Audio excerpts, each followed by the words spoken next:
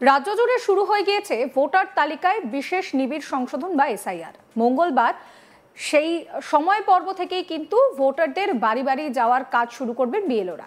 আর এই পরিস্থিতিতে প্রচুর মানুষ তারা কিন্তু উদ্বিগ্নে রয়েছেন যে 2002-এর তালিকায় তাদের নাম রয়েছে কিনা। বাবা মায়ের ডেথ সার্টিফিকেটের জন্য এই মুহূর্তে তারা স্থানীয় কাউন্সিলরের কাছে ভিড় করছেন, আর তাদের সাধ্যমতো সাহায্য করার কাউন্সিলরও চেষ্টা করছেন। এরই মধ্যে অসুস্থ হয়ে পড়লেন এক তৃণমূল কাউন্সিলর।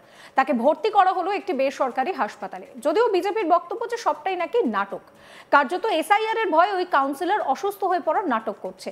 যে তৃণমূল কাউন্সিলরের কথা বলছি তার নাম সাকির আলী। তিনি রিষড়ার 4 নম্বর ওয়ার্ডের তৃণমূল কাউন্সিলর। তার আরও একটি অবশ্য পরিচয় রয়েছে, তিনি আরামবাগের প্রাক্তন সাংসদও। সেই সাকির আলী রবিবার 2রা নভেম্বর হঠাৎই অসুস্থ হয়ে পড়েন। তাকে ভর্তি করা হয় বেসরকারি হাসপাতালে। তার দাবি, তার এলাকায় বস্তি রয়েছে, সেখানে এসআইআর ঘোষণা হওয়ার পর এলাকার হিন্দু মুসলিম সবাই আসছেন তার কাছে, তাদের নাম আছে কিনা, কাগজ ঠিক আছে কিনা সেটা দেখার জন্য। তারা প্রত্যেকেই আতঙ্কে আছেন যে তাদের নামটা বাদ যাবে না তো।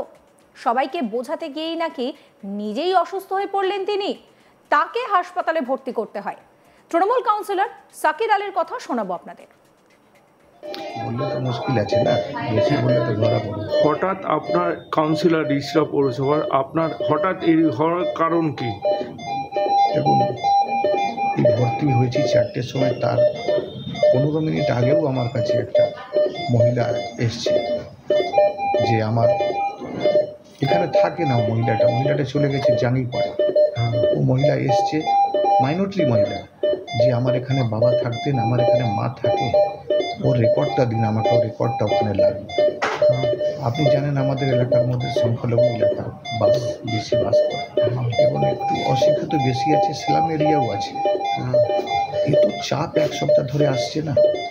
কার আমি বার্থ সার্টিফিকেট বার করে দেবো, কার আমি ডেথ সার্টিফিকেট বার করে দেবো, কার আমি কোন খতিয়ান কী দেবো না দেবো, এখন মোটামুটি নির্বাচন কমিশনই ঠিক করতে পারছে না। এখনও কটা একটা আলাদা রেজুলেশন বার করছি, একটা আলাদা রেজুলেশন বার করছি। আর এই মধ্যে বিজেপির নেতারা এত আতঙ্ক ছড়াচ্ছে, এত মাইনরিটিদেরকে, মুসলিমদেরকে ভয় দেখাচ্ছে যে এখানে পাঠিয়ে দেবো, ওখানে পাঠিয়ে দেবো। এটা এই বস্তুতে আমরা না কীভাবে চাপ নিচ্ছি সেটা আমরাই বুঝতে পারছি।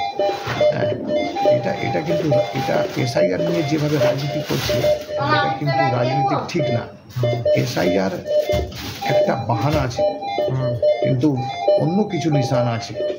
আমার মনে হয় আমাদেরকে খুব শক্তভাবে লড়তে হবে। আর আমি আজকে বললাম আমি একটু পরেই ডিসচার্জ নেব। আমি কিন্তু কালকে এসআইআর মিটিং ধরছি, আর এসআইআরে আমরা রাস্তায় নামবো, আর এই বিজেপি সরকারের যে নিশানা আছে ওই নিশানাকে ফুলফিল করতে দেবো না।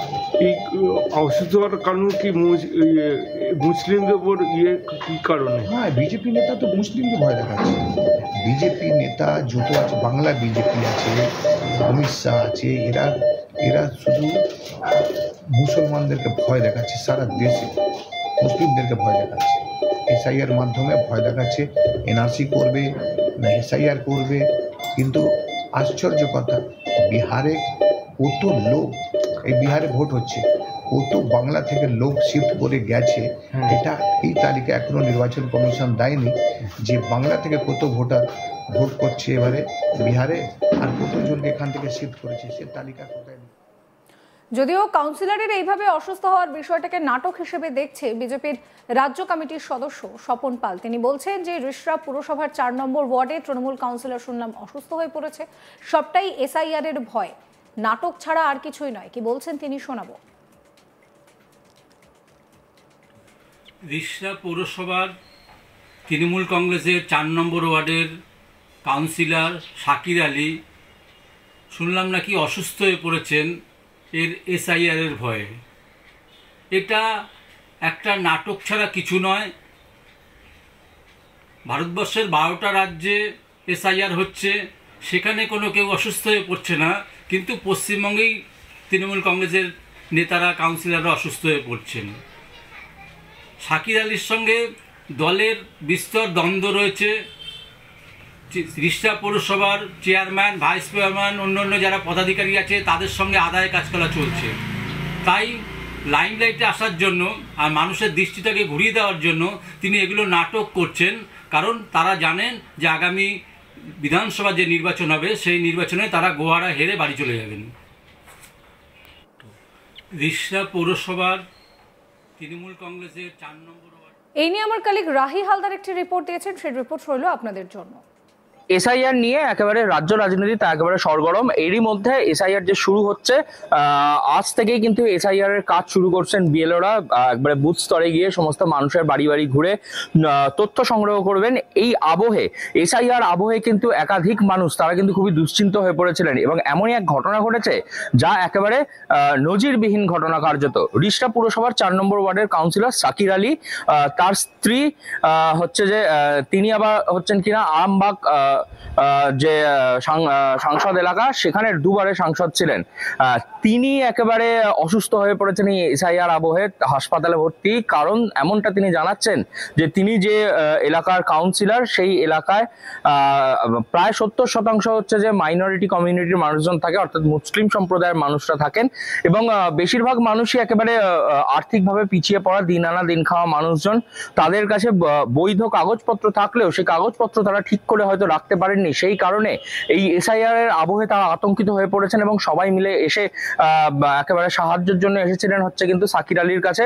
এবং তিনি সবাইকে নাগরিক পরিষেবা দিচ্ছিলেন, তাদের যা যা প্রয়োজন, তাদের যে কাগজপত্র দরকার সেই কাজ তিনি করে দিচ্ছিলেন। এবং এই কাজের চাপ এতটাই বেশি ছিল, প্রতিদিন প্রায় শয়ে মানুষজন তার কাছে আসছিলেন এবং তিনি সবাইকে সাহায্য করতে গিয়ে তিনি নিজেই অসুস্থ হয়ে পড়েছেন, এমনটা তিনি জানাচ্ছেন। অসুস্থ হয়ে পড়ার পরে তাকে ভর্তি করা হয় স্থানীয়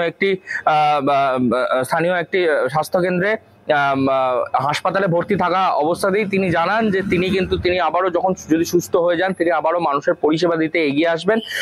এবং যেমন কথা তেমন কাজ, আজই তিনি একবারে হাসপাতাল থেকে ফিরে তিনি আবারও একেবারে মানুষের কাজের জন্য বেরিয়ে পড়বেন, এমনটা জানাচ্ছেন কিন্তু রিষড়া 4 নম্বর ওয়ার্ডের কাউন্সিলর সাকির আলী। এবং তিনি আরো বলছেন যে এই এসআইআর আতঙ্কে মানুষের যেভাবে আতঙ্কিত হয়ে পড়েছে, তার মানুষকে আতঙ্কিত যাতে না হয় সেই দিক থেকে তিনি সাহায্য করছেন। এবং তার এলাকার যে সমস্ত মানুষজন রয়েছে তারা বেশিরভাগই আর্থিকভাবে পিছিয়ে পড়া মানুষজন, তাদের কাছে তাদের দিন আনা দিন খাওয়া সংসার চলে, এমন আবহে তারা কিন্তু একেবারে আতঙ্কিত হয়ে পড়েছেন। বৈধ কাগজ নথি তাদের কাছে থাকলেও সেই নথি এই মুহূর্তে মজুদ নেই।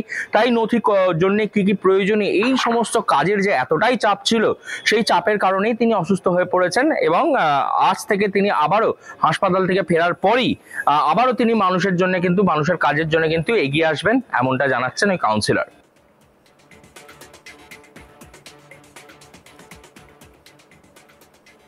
এই ভিডিও সম্পর্কে আপনাদের মতামত জানাবেন। সমস্ত খবরের আপডেটের জন্য চ্যানেলটিকে সাবস্ক্রাইব করতে ভুলবেন না।